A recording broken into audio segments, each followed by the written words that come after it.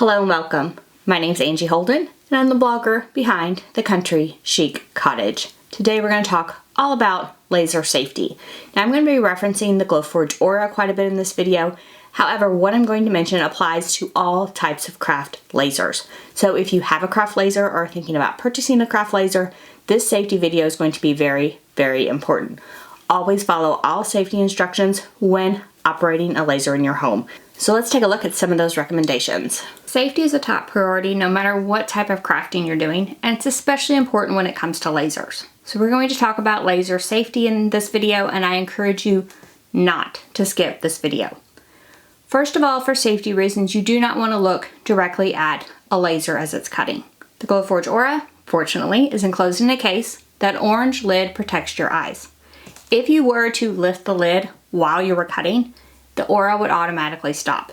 So it has that safety feature built in, so you really don't have to worry about that. Next up is fire hazards. The laser is actually burning through or melting away the material that you're cutting. That means that fires can occur. You always want to be by your laser while it's cutting, so keep that in mind because some of the projects with the Aura can get very lengthy. So keep that in mind before you start the project.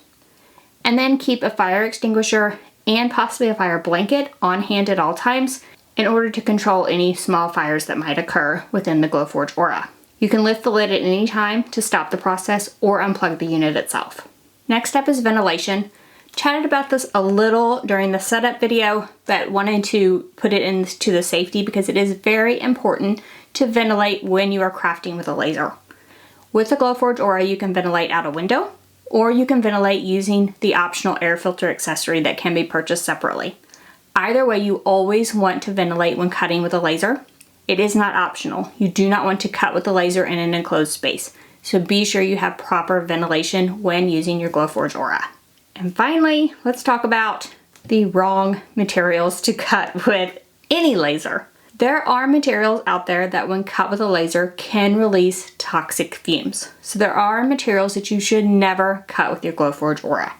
I'm going to walk through those, and you want to make sure that any materials that you were to add to your Glowforge Aura, that they do not contain these materials.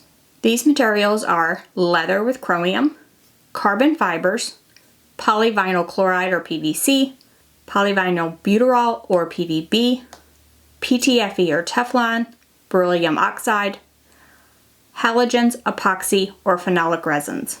So that's a brief list, but anything that contains those materials you don't want to add to your laser. The easiest thing to do would be use Glowforge proof grade materials because you know and can trust that those don't include any of those materials. The other option is to look for materials that say they're laser ready or laser compatible to use in your machine. So now, whether you're looking to purchase a laser or already have one, hopefully you have the safety information that you need.